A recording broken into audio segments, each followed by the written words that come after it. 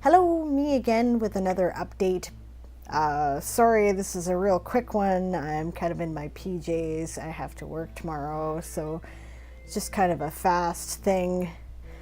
So I finished reading this one, and this was my first acquaintance with the written world of A Song of Ice and Fire, and I loved it. I absolutely loved it. I thought it was very cool. I can see what people say about it being a little bit more lighthearted than the rest of the Game of Thrones series or the Song of Ice and Fire series, but you can still tell it's Game of Thrones. Things don't end up like you expect them to. Prophecies never work out the way they're anticipated to. There's more than a little gore in it. Knights fight, things get messy. I would like to draw your attention to the illustrations. They were done specifically for the book by, what's the artist's name here? He's excellent. Gary Gianni. I mean, I love this. This really helped me to get a good feel for the world of A Song of Ice and Fire before the events of Game of Thrones. It's very much like medieval England. It looks like medieval England. People act like knights, and the main characters are Dunk and Egg, or Sir Duncan the Tall, and his squire Aegon, who is actually a secret Targaryen who's shaving his head. I heard rumors that Egg was a dwarf, and this was part of the reason why people had the three heads of the dragon theory, that Tyrion Lannister might actually be a Targaryen, but it's not true. Egg is a kid. He's 11 years old at the end of the book, so nonsense. There's 3 novellas that take place in this book, and we are assured that there will be more, and cool. I'm looking forward to it. I will probably actively read Dunk and Egg's adventures. I think they're pretty wicked, so. And you can find my review of this on Goodreads and at worldswithoutend.com. So going to my bingo card here. This one was suited to set in the summer. This is the long summer season of the world of Westeros, and nobody said that summer had to be a particular length in this card, so I'm counting it. And also, since it's about a hedge knight, what we would call a knight errant, it also qualifies for About a Journey. So, back to the handy dandy bingo dabber.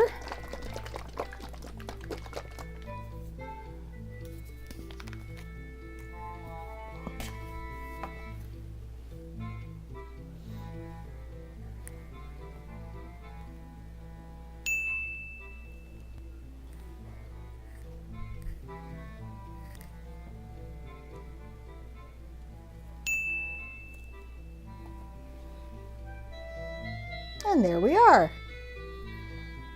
Getting there, eh? Perhaps now it's time to look at this a little bit more strategically. If I read historical fiction that takes place on a boat, I'll have 4 in this row and 3 in that one, so I'll be much closer to one of my entries.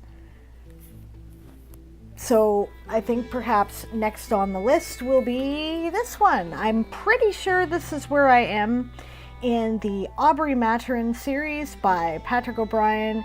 If you are not familiar with his work, if you have ever seen the movie Master and Commander, The Far Side of the World, starring Russell Crowe, that's based on this series. I think it's outstanding. I absolutely love it. It's an adventure series about 2 good friends, Jack Aubrey, who is a captain in the British Royal Navy during the Napoleonic Wars, and his friend Dr. Stephen Maturin, who is sort of, he was sort of hooked into joining the ship's crew as the ship's doctor by proxy.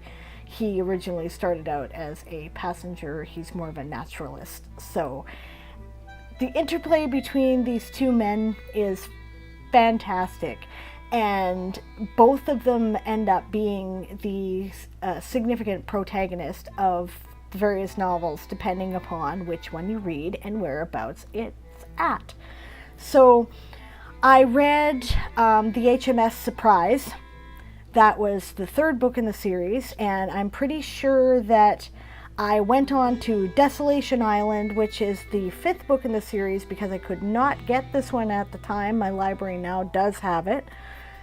But in the meantime, I decided, well, okay, when I was reading it, it kept making references to this book, the Mauritius Command, I guess, is how it's pronounced, Mauritius, but Mauritius. It just got frustrating because it kept making references to this book. I didn't know what had happened in it.